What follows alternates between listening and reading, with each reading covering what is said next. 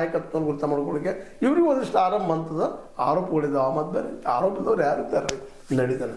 ಆದ್ರೆ D K Shivakumar ಅವರು ನಮ್ಮ ಈ ಏನಪ್ಪ ಸಿದ್ದರಾಮಯ್ಯರ ಮಟ್ಟದ ನಾಯಕರಲ್ಲ ಅನ್ನೋದು ಇದು ಯಾರು ಸಣ್ಣ ಹುಡುಗನ ಕೇಳಿ ಹೇಳ್ತಾರೆ.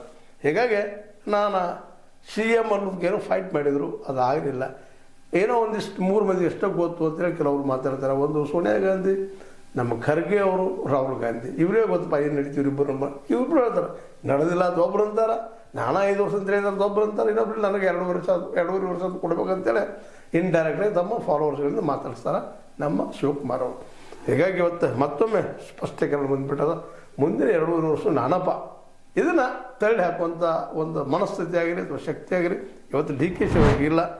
ಮತ್ತು ಕೊನೆಗೆ ಯಾವ ಹಂತಕ್ಕೆ ನಿಂತುಬಿಟ್ಟದಪ್ಪ ಅಂತಂದ್ರೆ ಈ ಅಧಿಕಾರ ಹಂಚಿಕೆ ಮಾತು ಪಕ್ಷ ವಿರೋಧಿ, ಯಾರು ಮಾತಾಡ್ತಾರೆ ಪಕ್ಷ ವಿರೋಧಿಗಳಪ್ಪ ಅನ್ನುವಂಥ ಮಾತನ್ನು ಸ್ವತಃ DK ಶಿವಕುಮಾರ್ ಅವರು ಹೇಳ್ತಾ ಇದ್ದಾರೆ.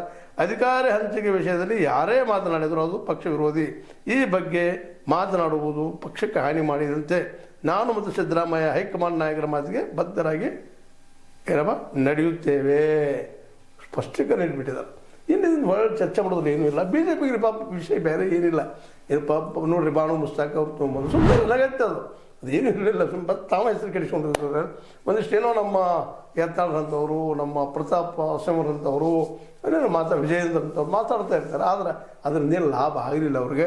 ಈಗ ಇರೋದು ಏನಪ್ಪ ಅಂದರೆ ಈ ಪಕ್ಷದ ಹೊಡಕದು ಹೊಡಿತದ ಆಳೋದಿಲ್ಲ. ಇನ್ನು ದೊಡ್ಡದು ಮಾಡ್ಲಿಕ್ಕೆ ನೋಡ್ತಾ ಇದ್ದಾರೆ.